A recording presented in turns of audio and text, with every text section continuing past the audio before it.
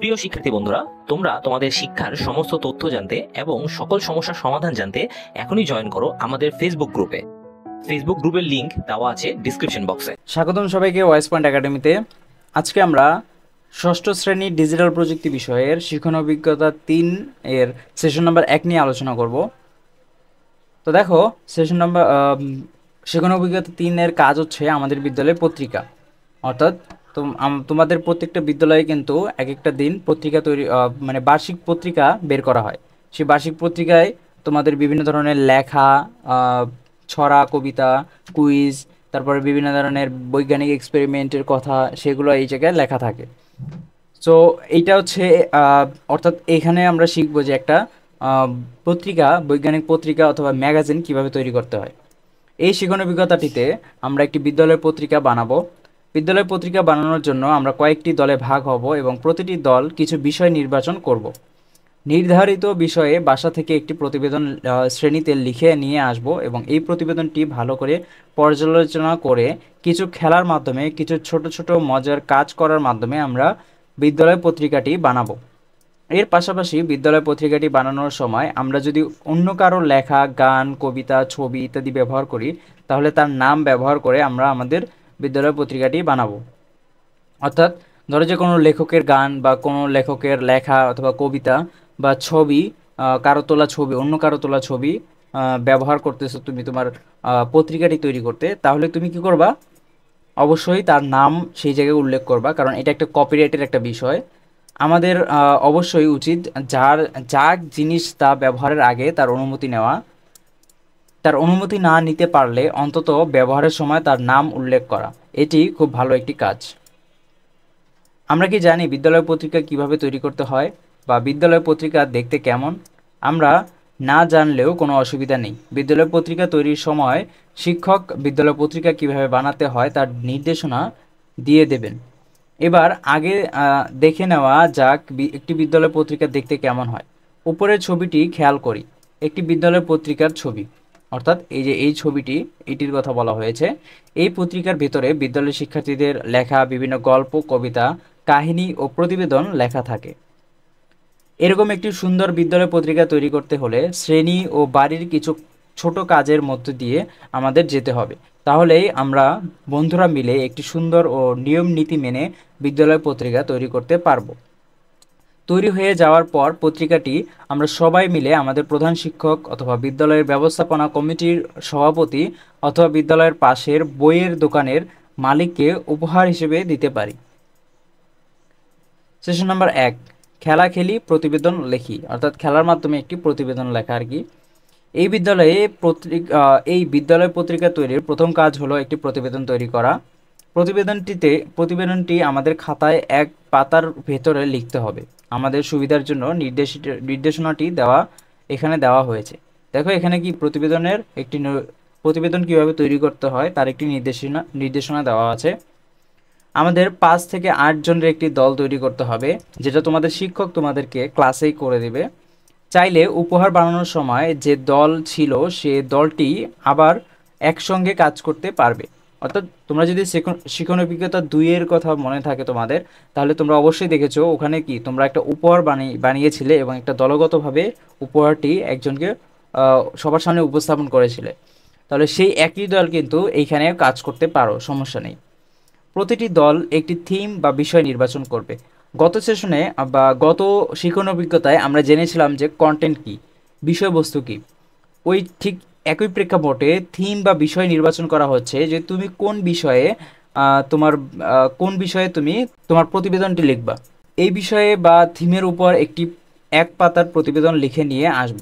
অর্থাৎ তুমি যে বিষয়টি নির্বাচন করবা সেই বিষয়ের উপর এক পাতার প্রতিবেদন লিখে আনতে হবে। প্রতিবেদনটিতে অবশ্যই অন্য ব্যক্তির তৈরি গল্প, কবিতা, ছড়া বা ছবি বা তথ্য যুক্ত করব। নিজের মতামত দিয়ে প্রতিবেদনটি লিখব। অর্থাৎ এইখানে তুমি তোমার ইচ্ছামতো গল্প, ছবি, কবিতা অথবা অন্য যে কোনো তথ্য তুমি যুক্ত করতে পারো, কিন্তু অবশ্যই হচ্ছে কি নিজের মতামত সেখানে দিতে হবে।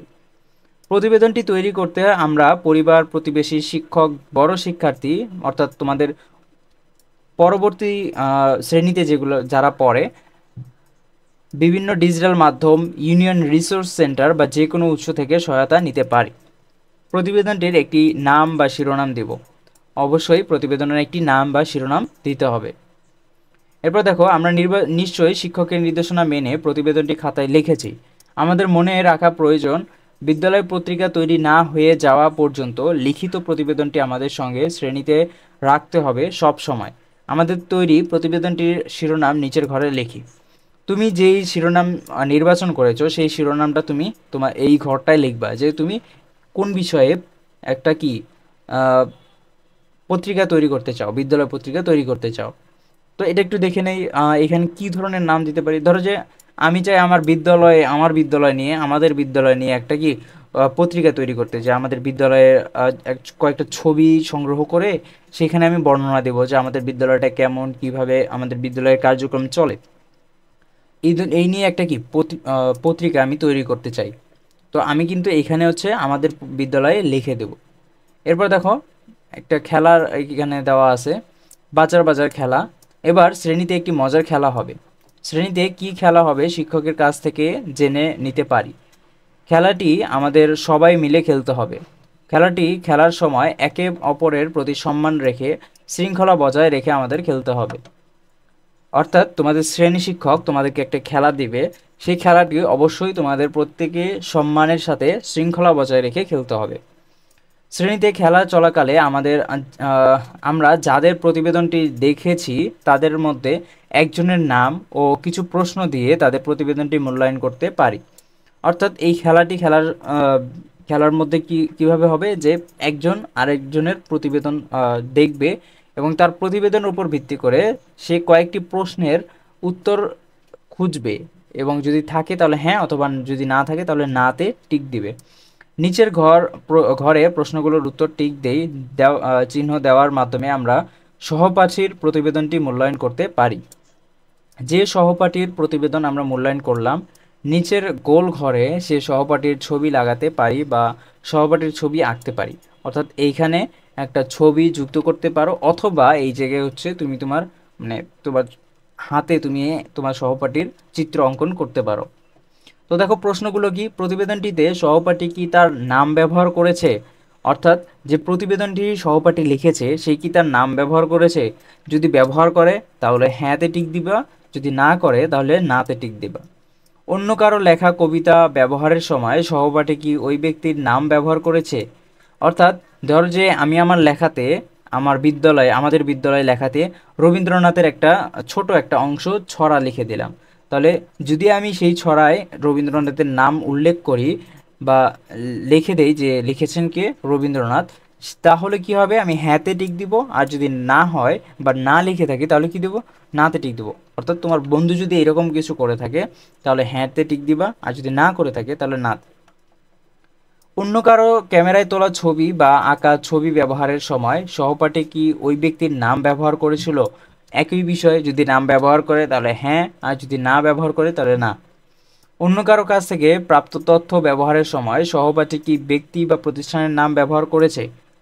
এখন ধরো যে তোমার পত্রিকা তৈরি করতে তোমার কিছু মানুষের সঙ্গে কি করা লাগছে, আলাপ আলোচনা করা লাগছে। তুমি কি সেই আলাপ আলোচনা যখন পত্রিকায় তুলবা বা লিখবা, অবশ্যই তোমার সহপাঠী সেই পত্রিকা সেই ব্যক্তির নাম উল্লেখ করেছে বা সেই ব্যক্তি বা প্রতিষ্ঠানের নাম উল্লেখ করেছে কি না। যদি করে থাকে তাহলে হ্যাঁতে টিক দিবা, আর যদি না করে থাকে তাহলে নাতে টিক দিবা। এবার দেখো, আমরা নিশ্চয়ই খেয়াল করেছি আমাদের বের করা উত্তরগুলো থেকে শিক্ষক একটি বিষয় গুরুত্বপূর্ণ হিসেবে চিহ্নিত করেছেন। শিক্ষক যে বিষয়টিকে খুব গুরুত্ব বলে চিহ্নিত করেছেন তা নিচের ছকে লিখি। তো দেখো, এখানে একটা খুবই গুরুত্বপূর্ণ বিষয় রয়েছে যা তোমাদের এখানে লিখতে হবে। সেটা হচ্ছে কি, তোমরা এইভাবে লিখতে পারো যে আমাদের শিক্ষক সব থেকে বেশি গুরুত্ব দিয়েছেন কারো লেখাতে অন্যের বুদ্ধিভিত্তিক সম্পদ ব্যবহার হয়েছে কি না। অর্থাৎ যদি কারো লেখাতে অন্য কারো বুদ্ধিভিত্তিক সম্পদ ব্যবহার করা হয়েছে এইটা লেখা থাকে, তাহলে হয়েছে কিনা সেটা কি তিনি গুরুত্ব দিয়েছেন সব থেকে বেশি। পরের সেশনের প্রস্তুতির কাজ। এবার পরের সেশনের জন্য প্রস্তুতিমূলক কাজ হিসেবে শিক্ষক কেন অন্যের সৃষ্ট তথ্য ব্যবহারের সময় সেই ব্যক্তি বা প্রতিষ্ঠানের নাম ব্যবহার করাকে একটি গুরুত্বপূর্ণ বিষয় বলেছেন তা বের করতে হবে।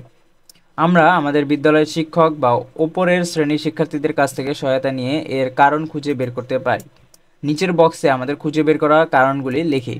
এখানে হচ্ছে তোমাদেরকে লিখতে হবে যে কেন শিক্ষক তোমাদেরকে বলেছে যে কারো বুদ্ধিভিত্তিক সম্পদ ব্যবহারের ক্ষেত্রে তার নাম ব্যবহার করতে হবে, তার কারণটি তোমাদেরকে এই ছকে লিখতে হবে। তো দেখো কিভাবে লিখতে হবে। আমার মতে চিহ্নিত করা বিষয়টি কেন গুরুত্বপূর্ণ, কেন গুরুত্বপূর্ণ তা হচ্ছে যেহেতু বুদ্ধিভিত্তিক সম্পদ একজন ব্যক্তি নিজের মেধা লাগিয়ে তৈরি করে, তাই তার অধিকার রক্ষা করতে আমাদের যে কোনো পরিস্থিতিতেই সেই ব্যক্তির বুদ্ধিভিত্তিক সম্পদের সাথে তার নাম উল্লেখ করতে হবে। অর্থাৎ একজন মানুষ তার নিজের বুদ্ধি খাটিয়ে, তার নিজের স্বতন্ত্র ধারণা খাটিয়ে কি করেছে, একটা জিনিস তৈরি করেছে বা কোনো কিছু আবিষ্কার করেছে, সেটা তার বুদ্ধিভিত্তিক, নিজস্ব বুদ্ধিভিত্তিক সম্পদ। যেমন কেউ একজন নতুন ছড়া তৈরি করলো, কেউ একজন একটা ছবি বা আর্ট করলো, সেটা কি তার বুদ্ধিভিত্তিক সম্পদ। সো এই বুদ্ধিভিত্তিক সম্পদ হচ্ছে তার অধিকার রয়েছে, তার সেই অধিকারটা রক্ষা করার জন্যই অবশ্যই আমাদের কি করতে হবে, তার বুদ্ধিভিত্তিক সম্পদ আমরা যেখানে ব্যবহার করব তার নামটা অবশ্যই আমাদের সেখানে লিখতে হবে। তো আজকের সেশনটা এই পর্যন্তই। তোমাদের যদি আমাদের এই সেশনটা ভালো লাগে, আমাদের ইউটিউব চ্যানেলকে সাবস্ক্রাইব করো, আমাদের এই ভিডিওটিতে লাইক করো, আমাদের ফেসবুক গ্রুপে জয়েন হও, কারণ আমরা আমাদের ফেসবুক গ্রুপে বিভিন্ন ধরনের শিক্ষামূলক কন্টেন্ট যুক্ত করি, বিভিন্ন ধরনের নোটিশ আমরা দেই, শিক্ষামূলক নোটিশ। সো লিঙ্ক ফেসবুক গ্রুপের লিঙ্ক ডেসক্রিপশনে থাকবে, তোমরা অবশ্যই যুক্ত হও।